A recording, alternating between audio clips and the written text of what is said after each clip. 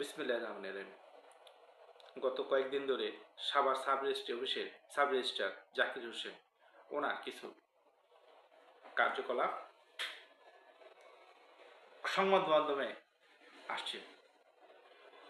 একটি ভিডিও চিত্রে দেখা যায় উনি একজনকে অফিসে চড় মারছে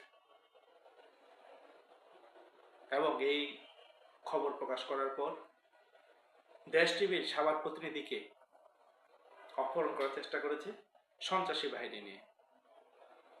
আমার কথা হলো, এই যে প্রজাতন্ত্রের কর্মচারী যারা জনগণের সেবা করার শপথ নিয়ে চাকরিতে ঢুকেছে এবং অবশ্যই তারা উচ্চশিক্ষিত, এই যে অফিসের মধ্যে একজনকে চর মারল, এই শিক্ষাটা উনি কোথায় পেল? উনি কি কাউকে চর মারতে পারে? এই অধিকার কি দেশের রাষ্ট্র সংবিধান দিয়েছে? মনে করলাম রাগের মাথায় চর মারছে, না, মনে করা যাবে না। কোনো দায়িত্বশীল পদে বসে কখনোই দায়িত্বহীন কাজ করা যাবে না। আর যে চর মেরেছে এটা তো ফৌজদারি অপরাধ। এখন পর্যন্ত বহাল তবিয়তে সে অফিস করছে, আবার সংবাদ মাধ্যমে সংবাদ প্রকাশের দায়ে দেশ টিভির সাংবাদিককে তুলে নিয়ে অপহরণ করে নেওয়ার চেষ্টা করেছে।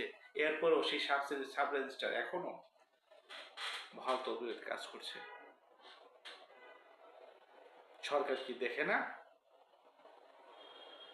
সরকার কি বোঝে না?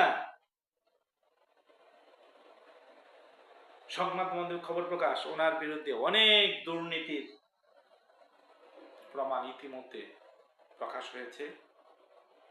সাব রেজিস্ট্রি অফিসকে তিনি নাকি দুর্নীতির আখড়া বানিয়ে ফেলেছে।